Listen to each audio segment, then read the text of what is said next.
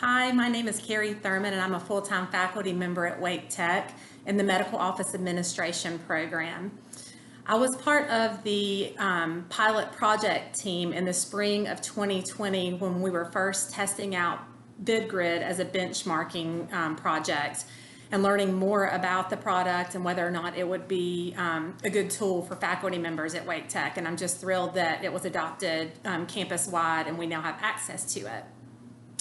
I was asked to do a demonstration of how I use VidGrid in the spring and how I plan to use it moving forward in one of my classes. And today I'm going to speak to student record assignments.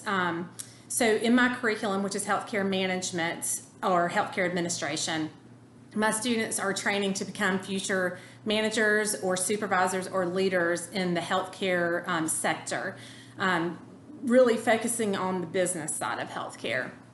So I decided to test the student record assignment in my HMT 212, which is healthcare management course, during the spring of 2020.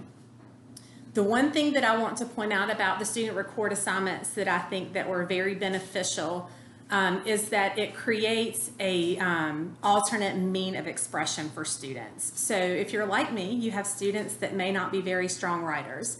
You have some that are really good, and then you have some that are really, really bad. And typically you have people on both ends of the spectrum.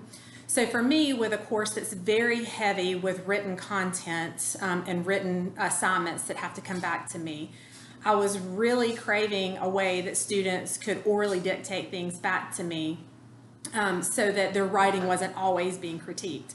Because sometimes students are very bright. They get concepts and they've mastered concepts and they have good things to contribute, but it gets lost in their writing just because they are not good writers. So whenever I found out that VidGrid had this student record option, I was very excited and decided to utilize it in one of my classes. So what I wanted to do was just kind of switch over and show you an example of a video student record assignment that I did using VidGrid in the spring, and show you how I kind of set up my assignments to help you if you decide that this is something you want to do. So I'm going to take me off the screen now, and I'm going to switch over so you can see my full screen in Blackboard. All right, so on the screen, you'll see that I have created a student record assignment, which is an option in your menu at the top of your Blackboard site, which I'm sure you're getting a ton of training on in this professional development. But what I've set it up as is that essentially it's no different than a written assignment. You're still giving the details that build the framework for the assignment. So in this particular chapter, we were looking at quality in healthcare settings, and quality is a big factor in healthcare right now. So I set up my assignment just like I would as if it was going to be a written response. I stage my questions, as you see on there, 1 through 4. They're going to be defining some terms that are used, and I'm wanting them to give me examples that how these terms are actually coming to life in healthcare organizations and settings. And then my final question is for them to describe how essentially perception plays into the definition of quality from person to person. So some opinion comes into that, which is what I love about using opinion-based questions in video assignments as well. So no different than a normal assignment setup. You give them their parameters, you give them the things that they want to address and answer for their content. And then I break down at the bottom details about things that I really want them to emphasize in this type of assignment. So first and foremost, I need to be able to both see and hear you in your video response.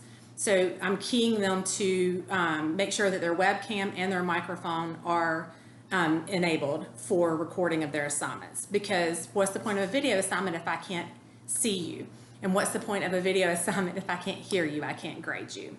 You'll also see that I give them some time constraints. I think this is very important when setting up these types of assignments because some students tend to give you bare minimum whenever they're giving responses and they're not thorough enough, but then some students like to ramble on forever and ever and ever. So we're trying to teach them to be thorough but concise in presentation. And then also in my assignment link here, you see that I essentially give them a rubric. So I point them to the things that my rubric setup is going to be in the grade book. But what's great about these student record assignments is they integrate with your Blackboard grade book. So where you see I have those details set up there for the rubric for them to quickly visualize in the assignment, I wanted to actually show you the rubric that I've set up for these video assignments to see the types of things that I look for in my video assignments for grading. So let me pull it up.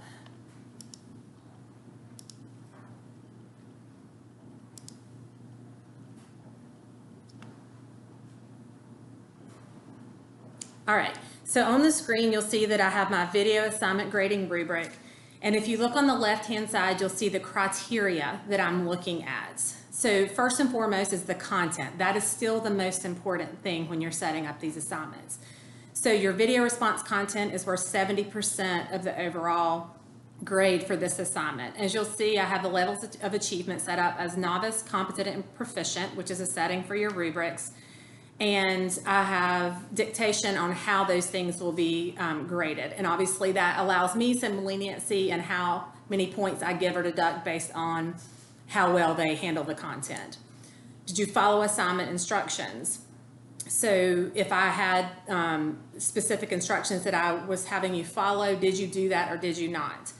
The sound quality, I do count for that. Does it have sound? Is it muffled? How can you improve upon it? And then the picture quality is 10%. So can I see you? Was it more of a recording of you or your desktop?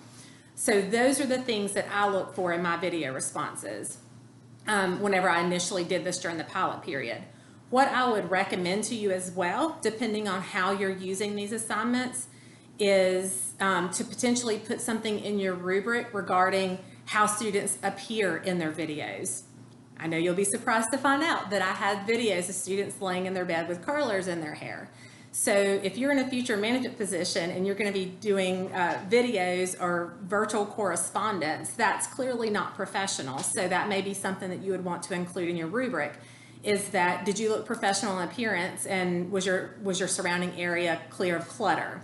So what types of employability skills are you trying to get your students to hone in as well when they're doing these video assignments? So that may be one thing that I would change about this rubric, is to add the professional appearance and professional presentation of the actual video back to the instructor. So I'm going to just click back over into my assignment.